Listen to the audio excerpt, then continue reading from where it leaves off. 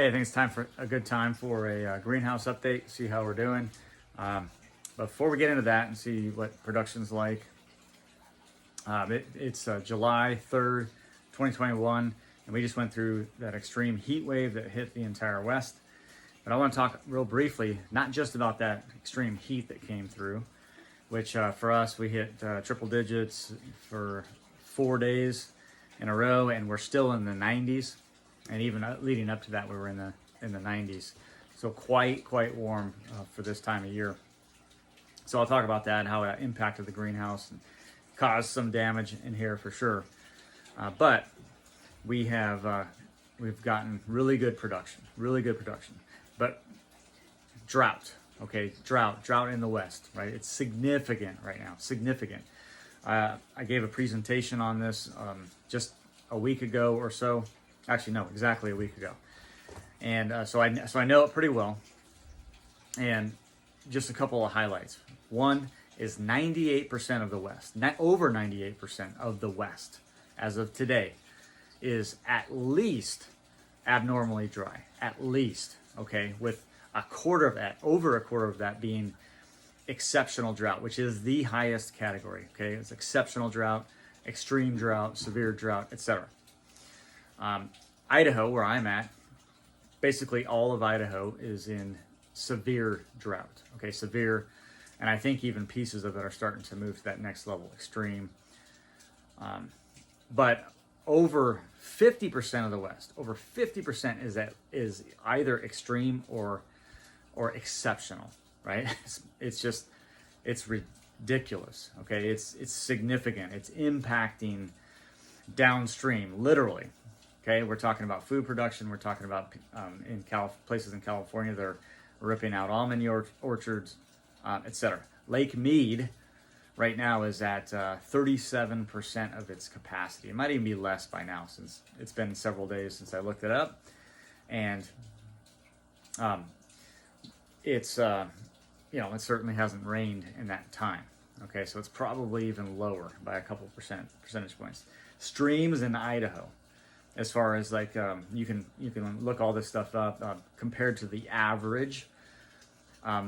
Streams in Idaho are flowing at like 50% of normal. Again, it's depending on the stream, it could be even less or it could be a little bit better than that, etc. But to a stream, it is way below average. Okay, so water resiliency is extremely important. Something I've emphasized since I've been here for 8 years, and it's something that we do on a regular basis. Rainwater catchment, trying to make the soils absorb more water, inserting ponds, swales, etc. It's not one thing. It's a basket of strategies. All right, so I just want to cover that real quick. So let's talk about the greenhouse. All right, and before that, let me show you our fish. They're doing great. They're doing really fantastic. Let's give them a little bit of food.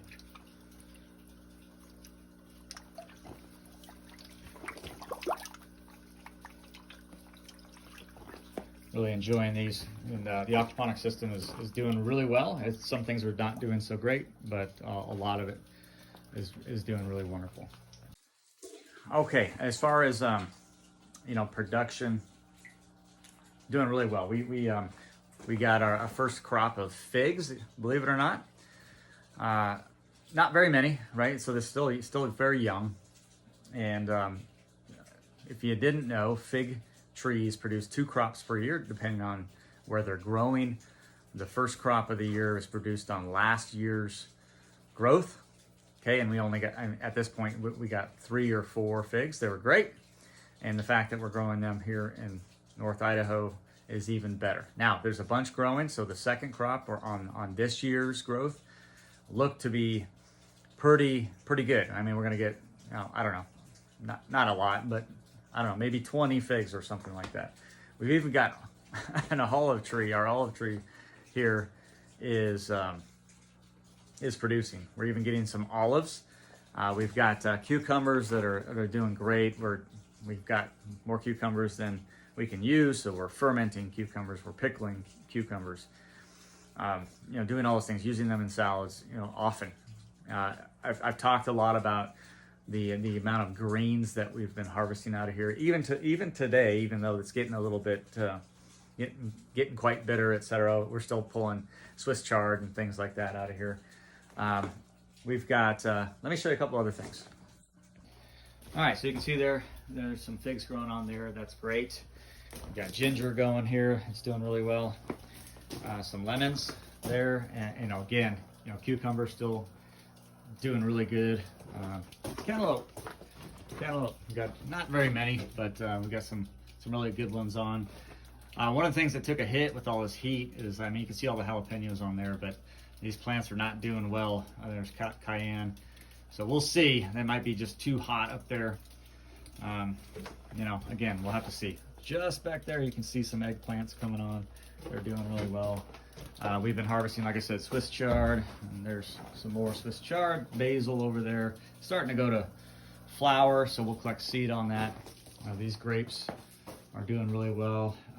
I had a hardy kiwi here that's not doing well, so we'll see if that thing pulls through or not. A bunch of tomatoes on. I need to prune that up, obviously. I just haven't gotten around to it, but there's a bunch of tomatoes on. We've actually already harvested tomatoes.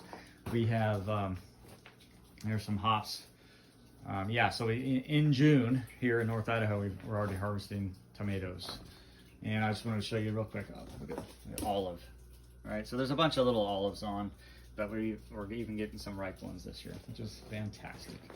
And I think that's about it. Broccoli's done.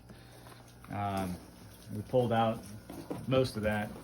Cabbage was done. Pulled out that. And I think that's it for today.